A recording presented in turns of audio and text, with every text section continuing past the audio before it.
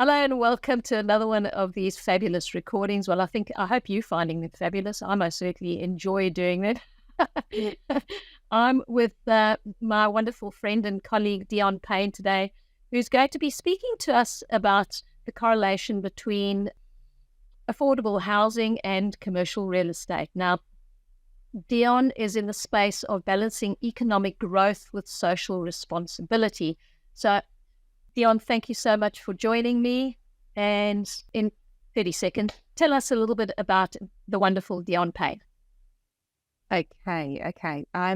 Well, I think the story really starts when I landed in Australia in 2005. I actually came here to do a PhD in sugarcane chemistry. That was a really wonderful experience, but I got a little bit disillusioned by the research and academic process. I just decided that actually it wasn't what I wanted to do. I really wanted to have children instead and then figure out what I wanted to do after I'd finished the PhD. And so I did. I had children and then was kind of scratching around thinking, well, what am I going to do? How am I going to make it work here, living in this really beautiful location?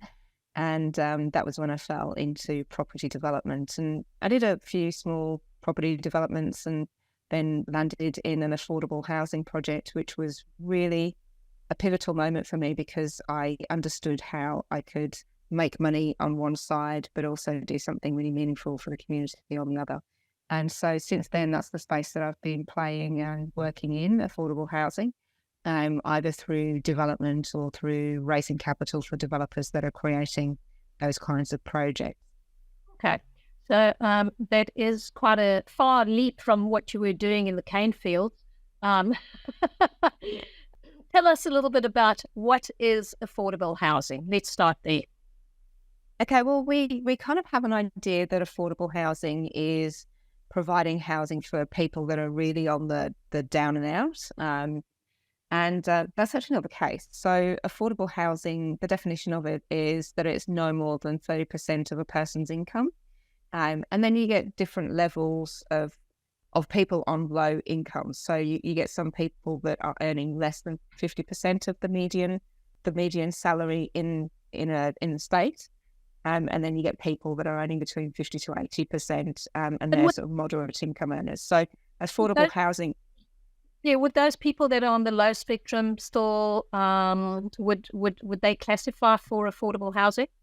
They're more social housing.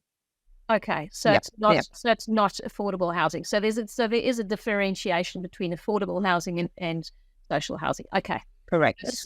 Really, affordable housing is for people that work, that are earning an income and need an affordable place to stay. Correct. And you're aiming for no more than 30% of their income, which as house prices have risen has become more and more tricky. But the kinds of people that we're talking about are your essential workers, like your police, your nurses, your ambulance drivers. Even some might argue that baristas are essential workers because if we don't have a morning cup of coffee, not a good thing. Baristas, waitresses, But those people that provide those services for us to be able to enjoy what we do. So there's many people that fall into the moderate income earner bracket. And so affordable housing is really about addressing that need. The people are probably wondering at this stage, why are we talking about affordable housing? What is the relationship between affordable housing and commercial? Why are we talking affordable housing when we're on a commercial chat? Yeah, look, good question. I mean, number one, Mish, you and I have worked together for some time now, and I actually started working with you through a commercial deal that we were putting together. So that relationship is there. And over time, what I've been thinking about and thinking, gosh, Mish, you'd be a great person to explore this with, is all of those commercial buildings all those retail buildings that are not being fully utilised. Is there a way that we can combine housing and those commercial premises? But even more than that, what we're finding is that there's commercial real estate investing is an asset class, residential real estate investing is an asset class. And if you do it really well, the residential investing side of things, you can get commercial-like returns from that as well. So you and I are involved in a project at the moment where the return on investment is the target return on investment is over 20% per annum. So, in terms of those opportunities, they are certainly providing really good returns for people. And then the other thing, to just bring it back to the social aspect, if we have our baristas, our nurses, our ambulance drivers, our police officers, if they are not able to find affordable accommodation in the areas in which they work, then it means that they have to travel for hours to be able to get to where they work. So then they're not at their best. And so that has a knock-on effect on business as well. So if we're really talking about commercial real estate and wanting to get the best out of commercial real estate so we can get the best returns, we kind of have to look after the people that are providing those services in the commercial real estate, or providing the work for those businesses that need that commercial real estate. Okay, so what you basically saying is if they're close to their place of work or on transport routes, by the time they get to their place of work, generally early hours or strange hours, in the middle of the night, middle morning, that sort of thing, in their best frame of mind, and that is a knock-on effect on their actual work. So they're not going to spill their coffee and burn you. In other words, exactly. And let's put it the other way as well. So let's imagine that you've got a nurse who's had to travel for 2 hours. She lives in Sydney. She's had to travel for 2 hours to be able to get to work, and then she's there operating on you, and she's not had enough sleep because she had to travel back 2 hours the night before, and she's crabby because her kids are acting up because they haven't spent as much time with their parents as they want to. And the knock-on effects that has in terms of those relationships and in terms of the nurse that is going to be working with the doctor operating on you, you kind of want them to be at their best as well. Or I certainly do anyway. Absolutely, absolutely. So again, I'm going to take that back to commercial. And what I'm seeing from a commercial perspective is this is just another asset class, because the project that we're busy working on at the moment basically has 72 rentals on one footprint, which is like storage, like multi-tenanted properties. This is just another multi-tenanted property in another asset class. And the thing that I really like about it is that it's solving a problem. Yeah. So from a commercial aspect, you ticking all those boxes, solving the problem, as well as getting a damn good return. Absolutely. Okay, so what kinds of returns are we getting from affordable housing? Seeing that we've scratched that, let's have a look at what those returns look like. Yeah, of course. So, obviously, there's a huge difference in when we talk about residential property and we talk about affordable housing. Actually, I'll talk about a question that I often get asked is, how can you make money from affordable housing? Because if you're having to provide housing that is affordable for people on lower incomes, then how does the maths actually stack up? And so what I say is that, as a developer, you just need to be really clever about what it is that you're doing. So I'll give an example. I briefly mentioned I did an affordable housing project that was back in 2016, 2017. The way that worked was the developer that had the land before me, they'd already got the development approvals on that land. The land was 1,700 square meters. So by rights, it should have had 9, maybe 10 at the most properties on there. But because of where it was located and the zoning, it was in the zoning for, it was right across the road from a shopping centre. So right in the heart of all of the amenities like shopping and doctors and medical centres and churches and pharmacies and that sort of thing. What would the zoning be there? Would that be mixed use? Would it be commercial? Would it be, what zoning would that be? It was, so I'm in the Byron Shire, and the zoning there was B2, which is kind of that commercial zoning. Yeah. So it's mixed use. Yeah, that's right. And so while the property was definitely residential, it wasn't a mixed use property, but because of the location of it, what it meant was that we could do the development under the Affordable Housing State Environment Plan in New South Wales. And what that gave us was increased density on that site. So instead of 9 or 10, we were able to get 14. and we had less requirement for car parking. So normally when you build a house, you need to have a couple of car parks per house, as well as a visitor car parking for every other house or whatever. In our case, we had less than one car park per dwelling. So I think we had about 9 car parks and 14 properties. Wow. And people would say, what about everybody else? But the point that I made was, look, the property is really close to public transport. It's really close to the shops. There are some people that don't necessarily want to have a car in that location. And for anybody that did want to have a car and they couldn't get one of the car parking spaces, there was a shopping centre across the road that was pretty much empty at night. So, it's that sort of thing when you talk about affordable housing, because the government wants more of that to happen. Then there's rules that, or there's provisions for that to increase the density, with the proviso that some of that housing then does go to affordable. And in our case, 3 of those dwellings it was written in the title deed, they had to be managed by a community housing provider for a period of 10 years at 80% of the market rent. And what the community housing providers did was that they paid 80% of the market rent to the investors that own those properties.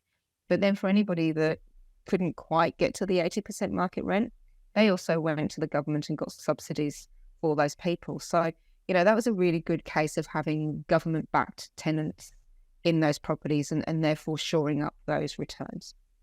Okay. So for people that say, how can you make money from affordable housing, you really have to be thinking about density and also smart design as well. For example, the project that you and I are both working on, Mish, with the 72 bed rooming accommodation, that was a very smart use of the site. That was a very smart interpretation of the planning regulations there, and it was something that hadn't been done before. So it took a developer, Simon. It took Simon, with his skills and expertise, to actually look at it and go, actually, this is a really good model for co-living. So when people say, how can you make money from affordable housing, it's a mixture of density and having those developer smarts as well. Well, they're very specific sites that meet very specific code.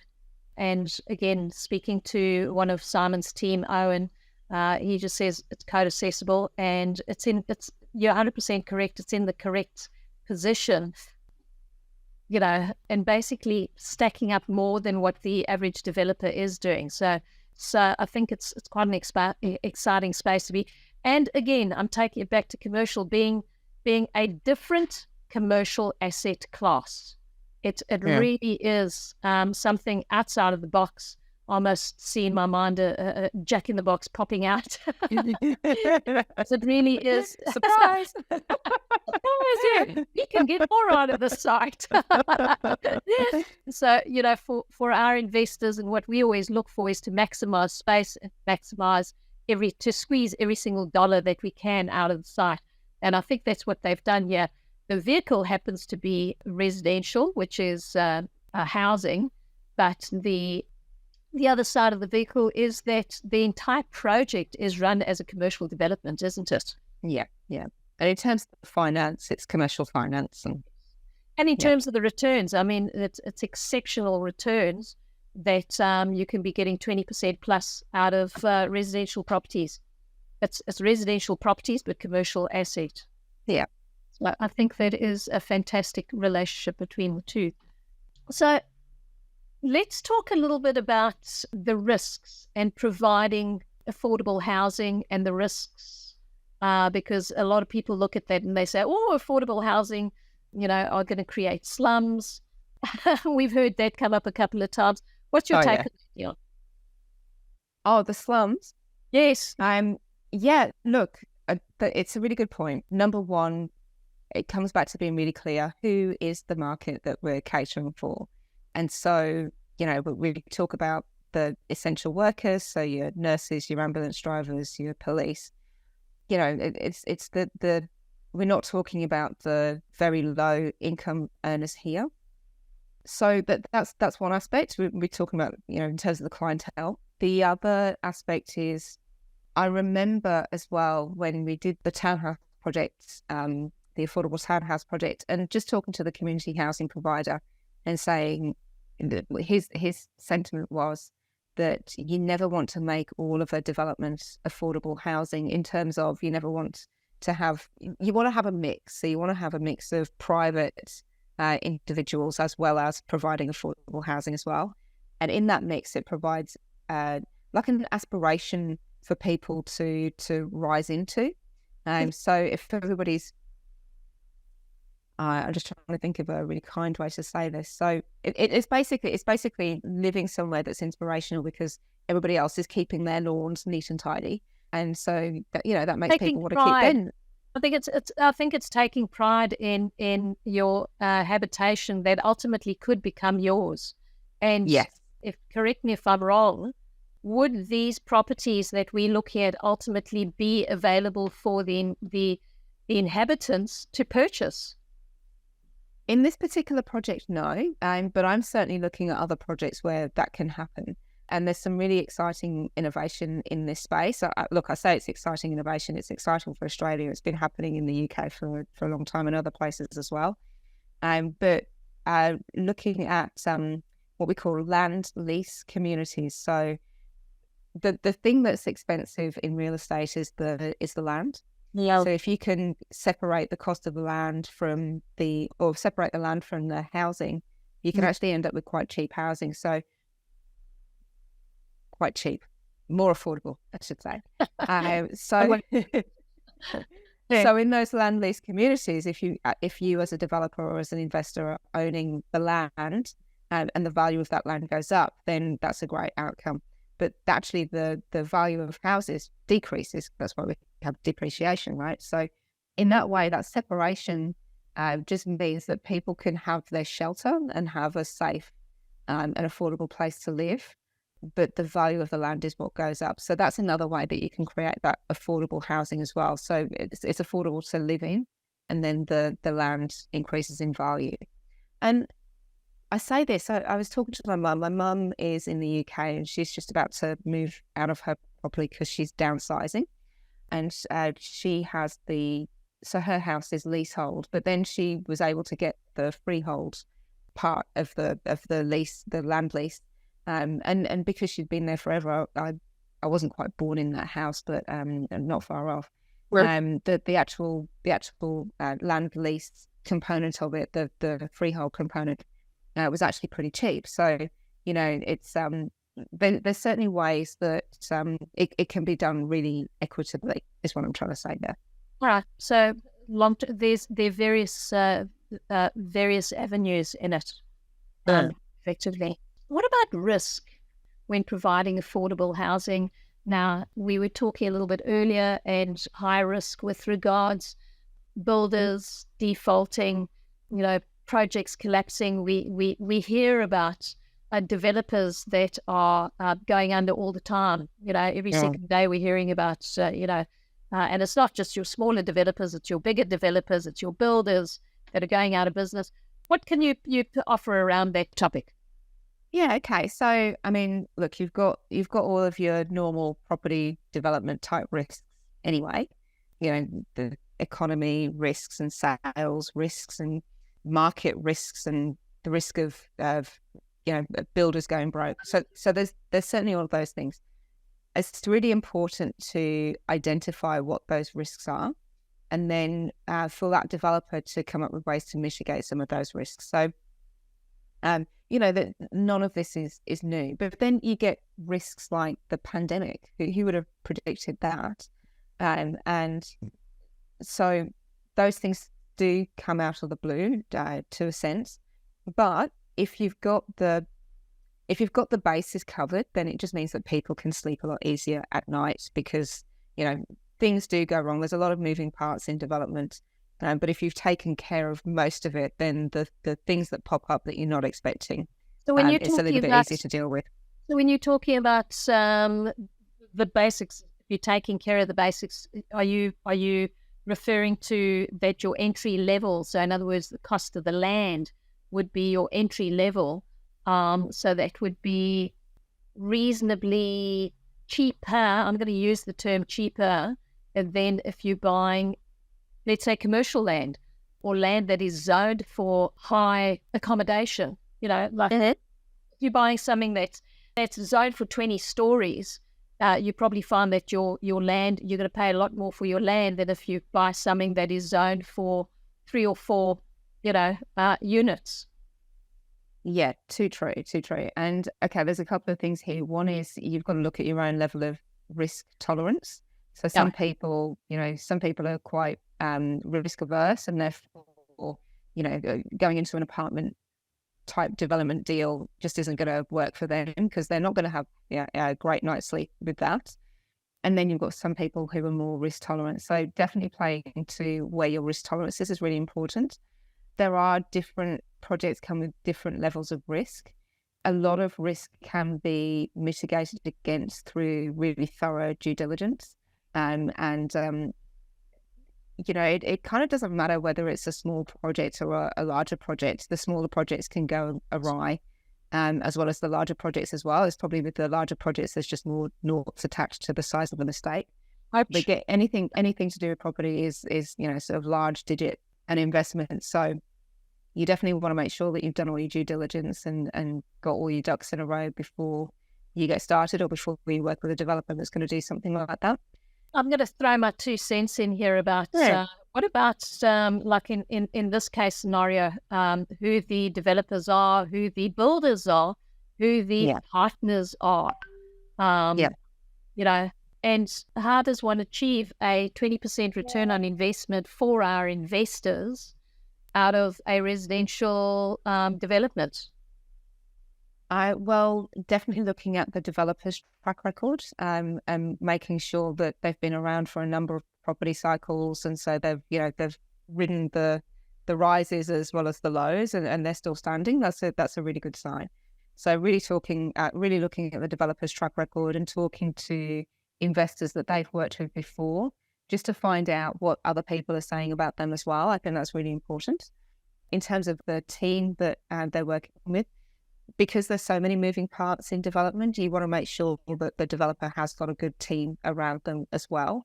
And, that this is quite extensive. It's not just necessarily the internal team members, but it's also the external consultants as well. So, I remember I was actually talking to a client yesterday about the time that I interviewed an architect and he sounded amazing. And I thought, yep, he's really, gave him the brief. And he came up and did something that was so far away from the brief and was so costly to build. And I was so cross with myself and pretty cross with him. But, it's like, isn't that just a common thing that happens every second day? Yeah. You're not alone there. No. And so that's the other part of it as well, just making sure that the consultants, internal and external consultants and collaboration partners are good. Trusted relationships. Relationships that are tried and tested. I think that is the key. That is really the key. Yeah. And then the other thing about risk is just having visibility and transparency into how the project is being run. I know that there's lots of stories all the time about people who have gone into joint ventures with developers and then the money's disappeared and they've had no oversight of the project. So, just knowing who the developer is, understanding what the track record is, understanding the collaboration partners, and then having visibility over the project. That's a really good way to mitigate the risks around that. And then, the other risk, just making sure that the developer has a good risk mitigation strategy, and you can see that too. Yeah, and again, that the developer's been around for a while and that they are tried and tested. Just want to talk a little bit about where I'm going at the moment with that around the public-private partnerships. Yes. So one of the things that, being in this affordable housing space and just really thinking, well, how can we reduce the risk of developments? How can we make housing affordable? You know how Donald Trump has his Make America Great Again thing passed. I'm like, I'd like make housing affordable again. You a Donald Trump, the Dionne, or I shouldn't ask that question. No, let's not talk about politics. Whoa. Stay away from politics. But I can even the question of Donald aside. But no, I do like that slogan, make housing affordable again, because, I read something the other day where in the olden days, housing was like, 3 times a person's salary, and now it's like 12 times a person's salary. So I was just really, sort of simmering and pondering and like, how can we make housing affordable again? And what I recognized was, number one, governments, as much as they want to do the right thing, they actually don't know how necessarily to do the right thing. They can come up with the money, but not necessarily the how to do it. So they can come up with the money because that's our money that we're giving them free of charge. Yeah. And they don't need to know how to do it, because that's up to us to show them how to do it, right? That's exactly right. So when I was thinking, well, how can we do this? Like, how can we do this safely? And I just realized that actually not-for-profit organizations or charity organizations have a really good run at this, because there's tax exemptions that they get access to. There's development concessions that they could get access to if they knew about them. And then there's alternative sources of capital that come at a cheaper cost than your typical private lending or even your big four banks. Look, so putting all those things together, I realized that actually we could reduce the cost of housing if we did the developments through a not-for-profit organization. So that's what I've set up. And so we're partnering with developers and saying, hey, we can help you to reduce the risk and reduce the cost of development through working together, and then ensuring that, at the end of the project, those properties can be taken out by our trusted partners, such as community housing providers, who can then, it's just one of those ways that we can actually reduce the risk in the development through what I mentioned before, as well as having a takeout partner. That's what we call it, somebody that's going to take the development, and we've got a guaranteed sale, essentially. So that's what I'm working on. And so that private-public partnerships is really important. But I do want to say that, from the government perspective, it's probably safest working with them through the channels that they've already got through the community housing providers, versus trying to get access to that funding. Yeah, it's just to make it easier for the listeners, it's probably a little bit like NDIS funding. I mean, everybody knows what NDIS funding is. This is same, but in housing, effectively. Yeah, the big question over here is, so what's in it for our community? What's in it for, how does the community get involved? And I mean, if government's getting involved and there's private lending involved, why would private investors have an opportunity, and how would they have an opportunity to get involved in this? Should they want to be in this space and be playing in this as a different investment vehicle in investment sector? Yeah, look, I think it's worth as part of a way of answering that question, I think it's worth talking about the institutional investors, and they are certainly lining up to pile into the affordable housing, the NDIS space, because of the fact that there is that government backing there. And so what's interesting about the institutions is that they're going to put big money into this space. Wow. But there's a middle ground, which is where I think that I would say that Simon plays in that middle space, where the projects are too small for that institutional capital, but are big enough for a number of people to come together to be able to invest in those kinds of projects. So if you're working with somebody that's in that sort of middle ground sector, where the big end of town isn't going to bother with them, and just coming back to finding a reputable developer partner, making sure they've got a good team around them, making sure that the risk is reduced, making sure that they've got good exit strategies as well. I think that's a way for the everyday investor to get involved in this. Okay, so just to clarify, for the everyday investor, I mean, we're not saying go out and build these yourself, because unless you've got that phenomenal team around you. However, this is very much armchair investing, giving you the opportunity to get involved, to earn the returns, to see how it's being done, and basically let the team do what they're great at, and you're investing in another sector, right? So it's not. Yeah, that's it. Yeah. So it's not like you're going to go out and try and buy one of these or build one of these. We saying for your average investor with 50, 100K, whatever plus, if you're wanting to make your money work a little harder, this is just another avenue that you can be doing that with increases along the way. Yeah. And look, it's really important to say at this point that, nothing that we're talking about here is financial advice. So always recommend that you get your own financial advice and talk this through with your own advisors, because everybody's situation is different and we've got no way of knowing what that situation is. But assuming that, all of those boxes are checked, I think this is a fantastic time to be involved in affordable housing, and not only from the return side, but also the making a difference and sort of really doing something that has leaves a legacy for the community as well. Well, I think it is making a difference. It's something new, novel. Like I said, it's coming out of the box, and it's a great opportunity to get involved in one of the pain points that I think a lot of people are busy going through right now. So, Yeah, and look, the thing is, I always come back to, if you can solve enough people's problems, and if they're challenging, chunky problems to solve, you're going to make money out of it. So, I think this is a great time to be involved in this space, actually. Well, it certainly is. That certainly is. So, predictions and trends.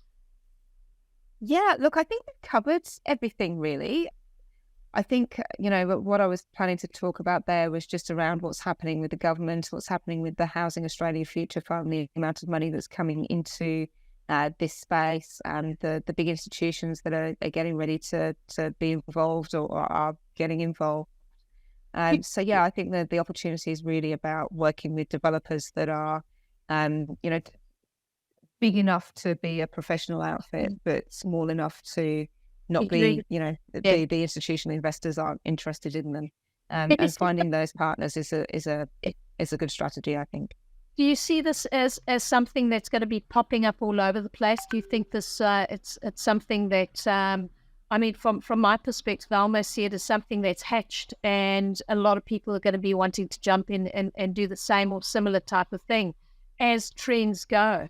So this would be right at the beginning, or would I be correct in saying that this would be right at the beginning of this new trend, developing new housing? Look, I would say so. I'd say, this is the beginning of that. And the other thing I would say is that just in terms of people running off and doing it themselves, there's actually quite a barrier to entry to doing that. The sort of smallest way I can think of to do something like this would be the boarding house strategies or the micro apartment strategies, which in New South Wales, 6 rooms. Is the minimum that you can do. Victoria, I think you can go up to 9 rooms. I know you can do lots of rooms, but what I'm thinking is that for somebody that's looking at this and thinking, oh, well, I'd like to do it myself, I'm not going to discourage anybody from investigating this at all, because I think the more affordable housing that we can get out of the ground, the better. But I just know that unless you're doing it at a certain size, the amount of money that you can make as an investor from doing something like this is quite limited. Yeah, I was going to ask you.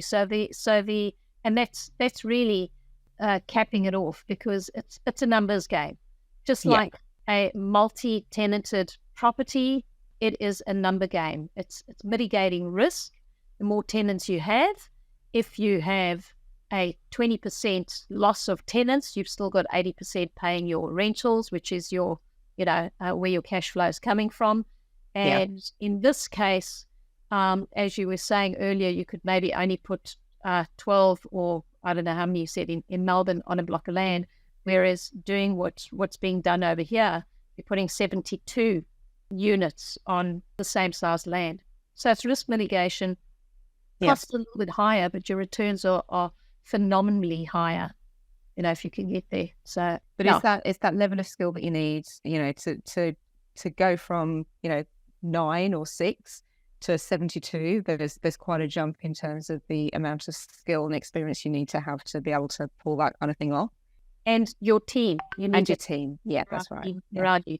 I mean, we're talking about these developments that have been where they've used Gensler as their architects, which are world-renowned architects in 53 cities right around the world. I mean, they're basically the biggest architect company that have come up with these amazing designs. So yeah, and just on that as well with the Gensler connection. So they have a goal to be net zero by 2030. And I think they've already made some really great strides in that. And I was super proud to have been the person to connect Ken, who represents Gensler, and Simon, because it was at the time that Simon was thinking, oh, this could be a good idea. Ken came in, and Gensler came in, and they've created something that is not only providing that social responsibility, but is also doing that environmental responsibility as well. So there's some really cool innovations in that, in terms of energy efficiency and water efficiency, and shared spaces, shared car facilities, shared gardens. And so, it's not just about providing affordable housing, it's also about providing community or creating space for community as well. So it's a really multifaceted project, this one. I think it's a really beautiful space because it's as you say, it's multifaceted, it's solving problems, and everybody wins, because at the end of the day, if you're investing in something like this, you can't go wrong, really. I mean, and while you were talking, I was thinking about, do you think that maybe this could be like the beginning of, World Wide Web? That started off somewhere, and when it started, everybody was like, oh, I'm not too sure. Or Google, that was like, oh, I'm not too sure about this. And that's why I was saying it's almost like hatching. It's something that's popping. I really feel that this is going to be popping up all over the country in time, and it's a privilege, I think, to be involved in this right at the starting blocks. So absolutely, yeah. So great stuff. Well, Dionne, super exciting stuff. Really, really, really exciting. And if our listeners want to get involved, we're going to invite them to book a call. Jump on the link, go to Revolve Commercial, book a call. There are a multitude of links there where you can speak to one of the team members or go to the Wealth Grow Plan and find out more about what Dionne's doing and what we're doing together in the space. You guys all know where to get hold of us. And Dionne, I want to thank you thanks for joining me and sharing a little bit of what you're doing at the moment, and the great opportunity for our commercial investors to get involved in a different type of commercial asset, thinking outside of the box. Thank you. Thanks, Mish. It was really great to be here. I really appreciate it. Till next time.